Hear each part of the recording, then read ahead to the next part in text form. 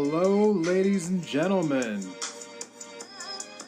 I am the host of Independent Thought. My name is Desmond Price. No matter where you are in the world, I want to thank you for giving me a few minutes of your day to hear my thoughts. As always, we have a great show for you today. Now here are our topics. Hello, everybody. Welcome to Independent Thought. My name is Desmond Price. Today, I am joined by a good friend of the podcast, Miss Lynette from the Nice to Meet You podcast. Lynette, how are you doing today?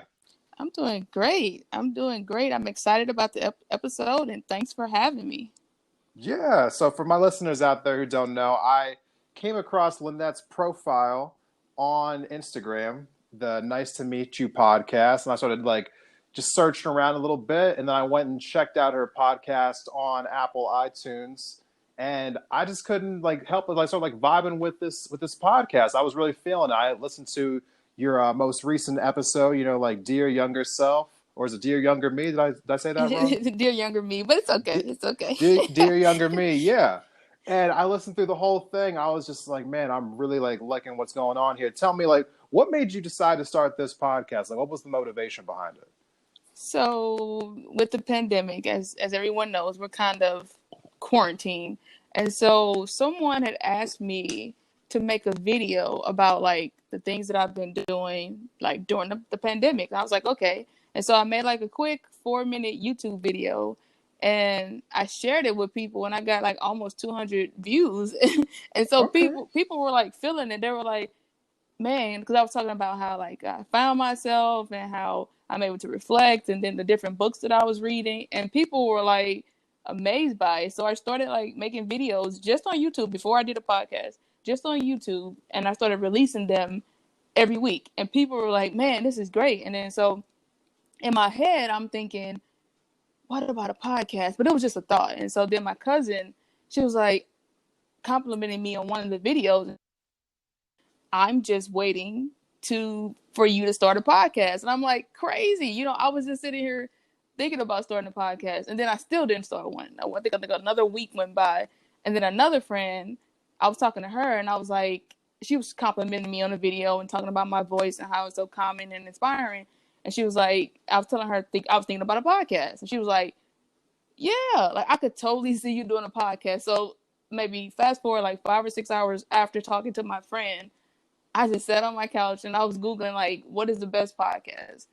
And I was like, Anchor came up as one of the top. And I was like, okay, I just signed up for Anchor and I just started doing the podcast. It's just kind of how it went, and I enjoyed it, and so I just kept doing it. Okay. So you were saying before that you were just reading some books that were kind of giving you some inspiration about what to talk about on your podcast. What types of books do you read? What is the general genre that you like to get into? So I'm all about self-help books. Okay. And the particular book that I was talking about, that the video that I made when someone reached out to me, it was a book called More Myself by Alicia Keys. And I encourage you all, the listeners, to read Alicia Keys' book, More Myself. It's so much information. The book is about $20. I bought it on Amazon, and it's so much information. It's her story about how she became more herself. And so on top of that book, I had been in therapy. So therapy and the different self-help books that I had been reading, it kind of made me be more and more in tune with myself. So I created the Nice to Meet You podcast. It's where listeners come to become the best version of themselves. Okay, I love that. And I think it's really cool that you bring up therapy, because I feel like mental health is just still has a stigma attached to it here in America. I mean, I know personally that I've seen a therapist before. I don't think there's anything wrong with it. I felt like it was really beneficial to me. Did you think that therapy was beneficial to you when you went and did it? Yeah, but actually how I started it, I have stories for everything, so bear with me, Desmond. Oh, no, keep going. Actually, because I'm going to school to be a teacher, one of the courses that I had to take required me to go to therapy. So I had a bad experience with therapy before because I had struggled with anxiety. And so when I went, the guy that I went to, he was falling asleep on me. So I stopped going. I went twice, and I'm like, dude. He was falling asleep on you? He was falling asleep while I was sitting. Yes, he was. He was falling asleep. I was like, dude, I'm paying you. This isn't free. I'm paying you and you're falling asleep. So I dropped him. I had like a bad taste in my mouth from therapy. But then when my course required me to do it, I'm like, I'm in here. I'm doing it because they told me to do it. But then I fell in love with it because the thing that I encourage people, or why I would encourage a person to go to therapy, is because there's no judgment.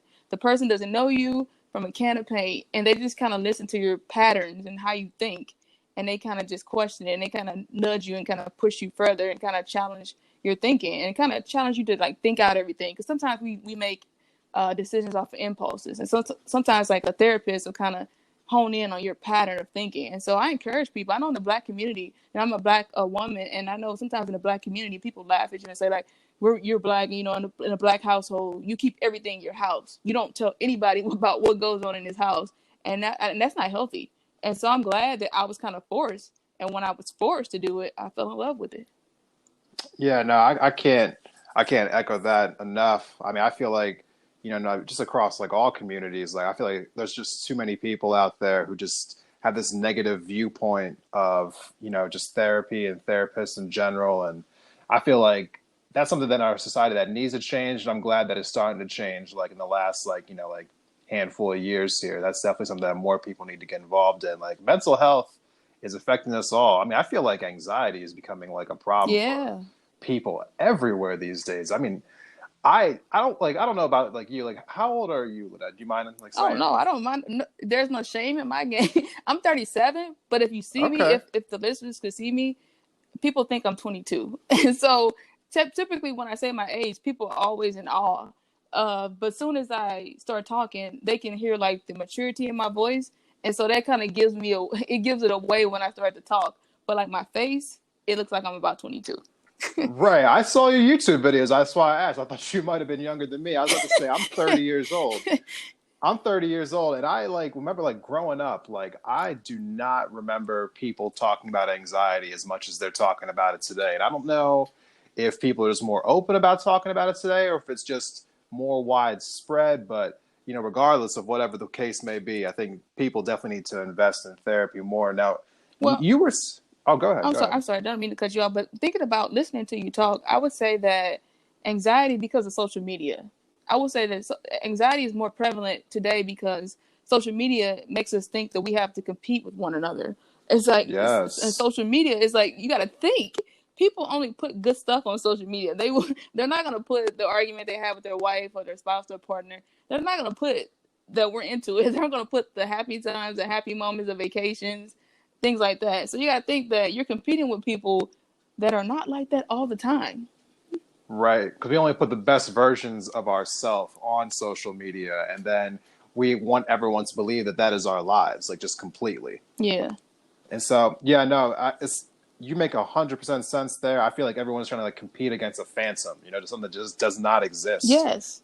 you know. But you said that you are, you know, in school to be a you went back, you're going back to school now. I Hmm. remember like listening to your podcast. You had talked about how you had left school because you felt like you had to, you know, go get a part-time job to pay the bills, and you just didn't think that you could balance school and work at the same time. But I guess now you're back in school. Like, tell me what led to you deciding to go back to school. Okay. So, umpteen years ago. No, I graduated from high school back in 2001. And so I graduated, you know, I was into writing because all my teachers would like applaud my writing. And I was like, man, I'm going to be a journalist. So, you know, when I graduated, I went to a university and I enrolled in a mass communication program. And then after that, I was doing that. And me and my sister, you know, ran into a situation where we had to move out at the age of 19 and she was 21. And so we were like, okay, we're young, like we have to figure this out. We got to get an apartment, we got to get furniture, we got to pay these bills. And I was like, I got this job, and at the time, a 19-year-old, you think you're making a little change, and you're like, this school stuff it can wait. And so I started to notice that I'm paying attention less and less to my schoolwork and more trying to make money. So I ended up, you know, dropping out. And then at the time, I did not drop my classes the right way. And so I got F's. And so when I got F's for every class, and I know that affected my financial aid. And so I used that excuse for years. And I was like, I can't go back, I can't go back, I can't afford to pay like out of pocket. They won't give me financial aid. And so I kept using it as an excuse. And I ran into this coworker back in 2014, and I was talking to him because at the time he was working on his master's, and he's a advocate for education. And so he was saying like, I don't want to hear your excuse. Every time I would say, well, this won't happen, and he was like, no, just go back and try. You won't know until you try. So it's like I had never ran into a person that would not accept my excuses. Like everybody else was like, okay, okay, and I was like, this person wasn't accepting my excuses. I was like, okay, so I enrolled, and at the time when I enrolled, I was going into, I like the show CSI, and I was kind of in the pharmaceutical industry, so I was like trying to do clinical lab. I'm like, yeah, just sign me up for clinical lab. This is kind of along the lines of where I am and kind of like the stuff that I like. And I was doing that, and when I got to the program, I'm like, man, this is whack. I don't want to do that. I don't want to do that either. And so I have been working with kids through my church, Sunday school, vacation Bible school, and stuff like that. But it never clicked that I was good at it. I was like making schedules, preparing meal, like going shopping for the kids, getting activities, doing arts and craft, all that stuff. And I was really good at it. But like I said, I was working at this job, and I'm like, I never noticed that I was good at it. And so I was sitting in a counselor's office one day, and a math teacher that I had at the community college before I transferred to the university that I'm at now, was so good at math. She made me fall in love with math, and I was like, you know what? I could teach math. And so I asked the counselor, like, show me your math program. And I was like, he was showing it to me. And Desmond, like, no lie, I looked in the corner and I thought I saw an angel playing a harp, saying like, duh, like why did this is the sign? Like this is the sign. Like, why did you not see this? And so there was a biggest smile on my face. I walked out of that office. I went away from math because math started to get challenging, and I started to go like to elementary because those were the kids that I was more comfortable with. And so I then in 2015 or 2016, I can't remember, I enrolled into an elementary program, and that's where I've been. Okay. And I graduate in May of next year. Oh, congratulations! Thank you. Yeah. That is a big deal. I'm really happy for you. Thank you. It's a hard decision to go back after you've been out for so long. I definitely think that's a big deal. I feel like more people definitely need to hear this story that you just said. I know there's a lot of people that I know personally who left college and are afraid to go back. So that's really cool that you tell the story for all of us. Thank you. But I'm going to take a quick break. But when we come back, we're going to have more questions with Lynette from the Nice to Meet You podcast. Stay tuned.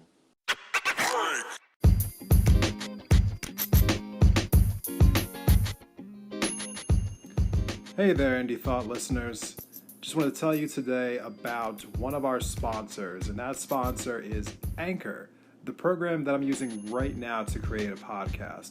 Now, we searched all over for different ways to make podcasts, and we decided on Anchor. There's lots of great things to know about them if you ever want to decide that you want to do a podcast. And why shouldn't you? Get your voice out there, make your voice heard. I'm sure that everyone feels a little intimidated at first when they think about, should I start a podcast? But basically, it's just a conversation that you're having, just recorded. Nothing intimidating about it, and Anchor's the best place to start. It's easy, it's free. There are certain tools that allow you to record and edit your podcast right from your phone or your computer or your tablet. I'm on a tablet right now. And Anchor will distribute your podcast to all the best places, including Spotify, Apple Podcasts, Stitcher, Overcast, a whole lot of them. You can make money from your podcast too, with no minimum listenership. It's everything you need in a one-stop shop. Definitely check out Anchor. Download the free Anchor app or go to anchor.fm to get started. Again, the app is free. You can download it to any phone or go to their website, anchor.fm.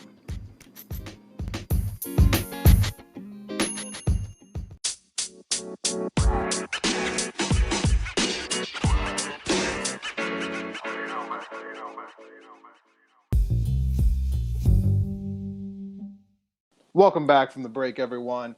We are still here with Lynette from the Nice to Meet You podcast. Lynette, now, whenever I have somebody new onto the show, I always like to ask, them, what part of the country they're from, what it was like growing up there, just so, the listeners at home get an idea of, where you're from and what your culture was like. So you said that you're from Missouri. Where at Missouri? St. Louis, the home of Nelly. Does everyone know Nelly the rapper? Do you know Nelly, Desmond? Country Grammar? Yeah. Yeah. Oh my Her and God. there and everywhere.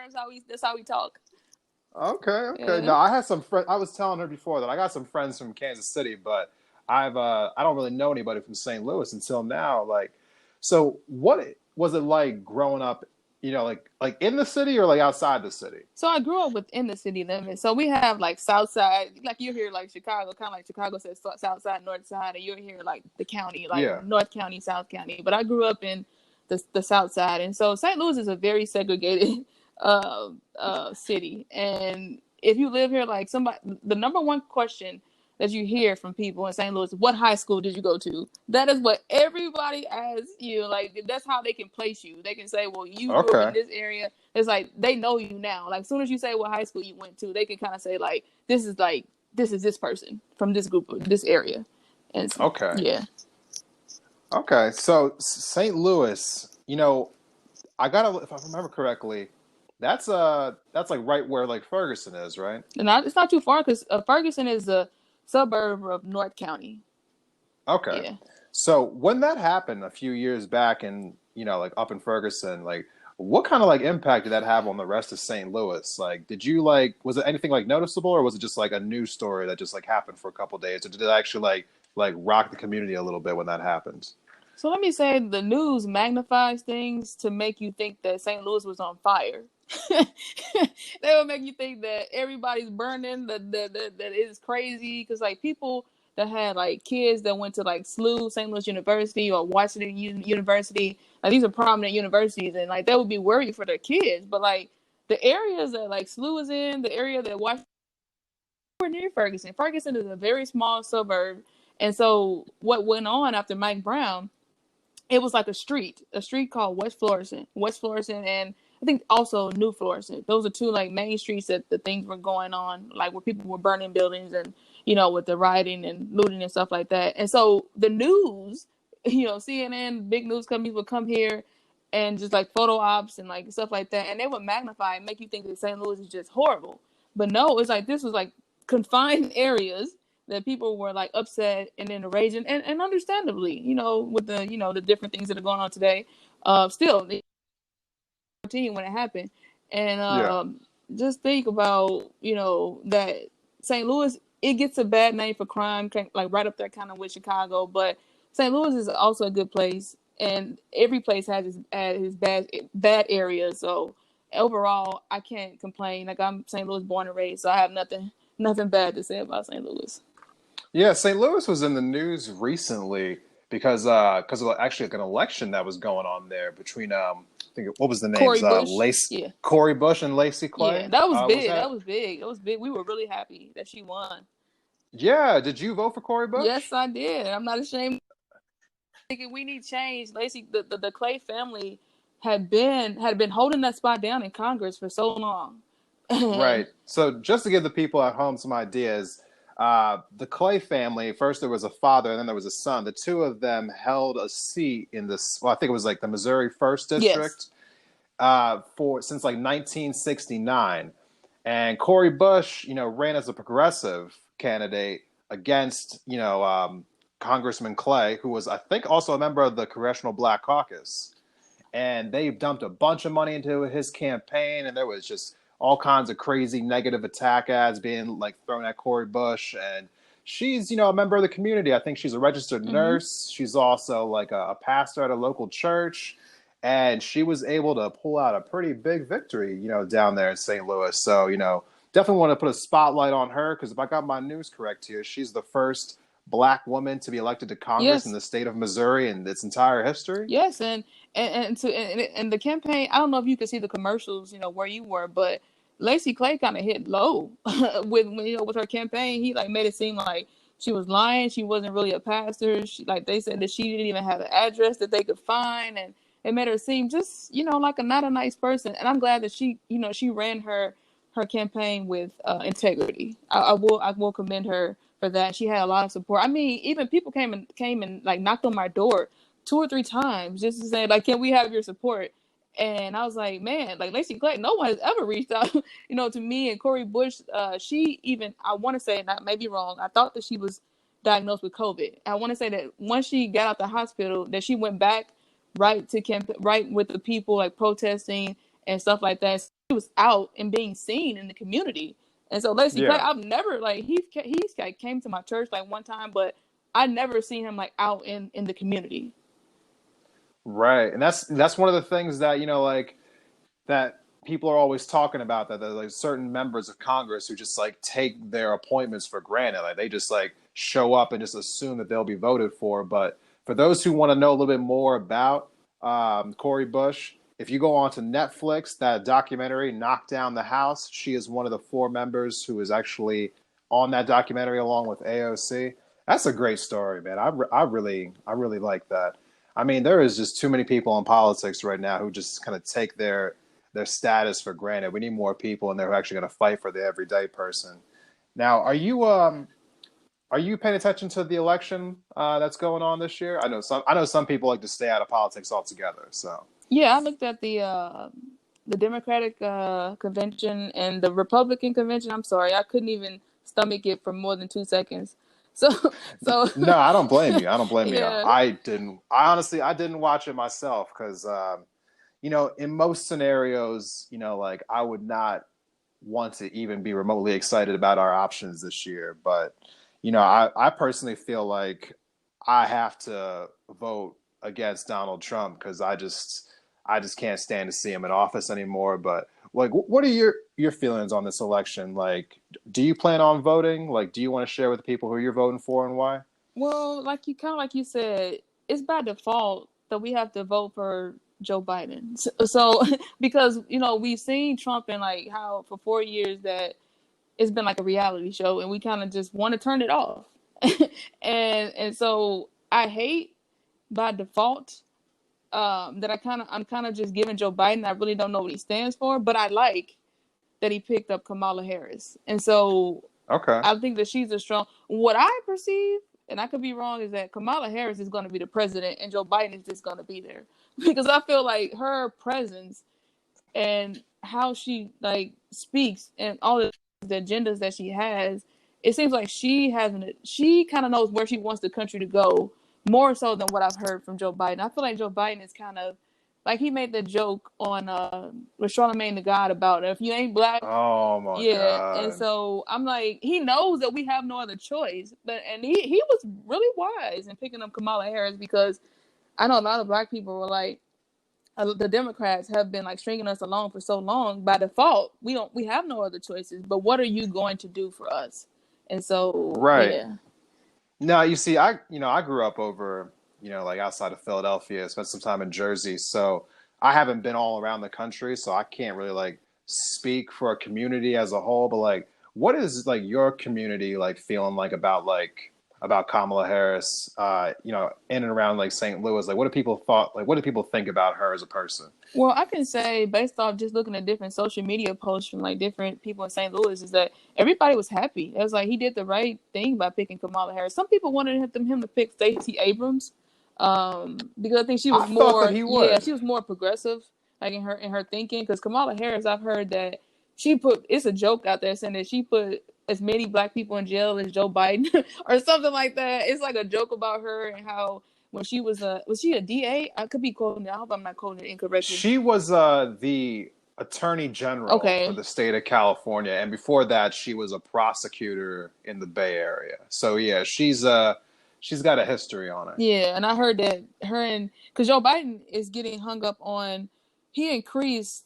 I could be quoting this wrong. It's like 25. It was like a sentence. He like I think back in early 2000s or something. He was like on the side of increasing the amount of time that people served in Right, jail. mandatory Yeah, yeah. minimums. And so a lot of people are hung up on that, and then how he didn't want to desegregate the schools, and how him and Kamala kind of went at it back at the when they were going, The yeah, the primaries, primaries. And yeah. so it was shocking, but I guess he saw the force that she is, that she was, and so he chose her. So I don't know. I just like you said, I just by default, like I don't want Trump, so by default, I'm voting for Joe Biden. But I am looking forward, as it's a black woman, and I know that Kamala's have African American, that I'm looking forward to her winning and a black woman being in that position.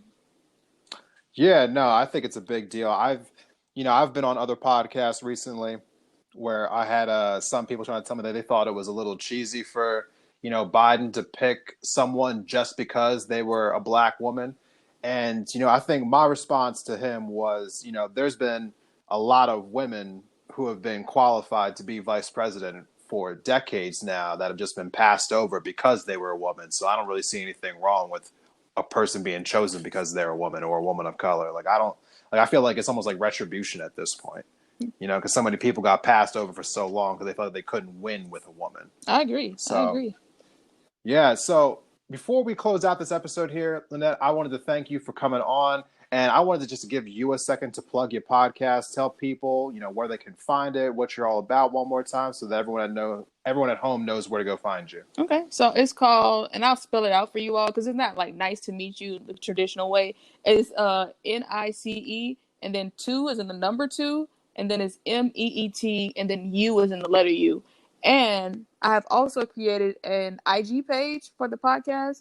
So you can, at me at NICE, 2 is in the number 2, MEET, and then U is in the letter U. And you can reach out so on my Instagram page, I like post like snippets of the episodes. So if you're like on the fence about if you want to join the Nice to Meet You podcast, you can, go on over to my IG page and check out a few snippets and, and then make your decision off of that. And like, look at some of the content. Like I'm always posting. I'm a positive person. I want to spread love and light. And so you'll find some encouraging and uplifting and inspiring content. And so I'm on like your major platforms like Apple, Google, Overcast, Radio Public, Spotify. You can find the Nice to Meet You podcast on there. And it's all about becoming the best version of yourself. But on top of that, accepting yourself for who you are. And so I welcome any listeners, come on over and join me. I promise you, you will not be disappointed. Man, that is a plug right there. I might have to take some notes over here because my plugs on other people's podcasts, have not been that good. But for everyone out there, please go check out her podcast. Nice to meet you. If you do go over there and find it, leave it a review. Leave it a 5-star review. Actually, don't be cheap with the stars there. Give a 5-star review. And as we close here today, if you found this video on YouTube, please hit that like button. If you found it anywhere else, please give my podcast a 5-star review. I am leaving you with some words of wisdom for the day, and they go like this. What we repeatedly do, we are what we repeatedly do. Excellence, therefore, is not an act, but a habit.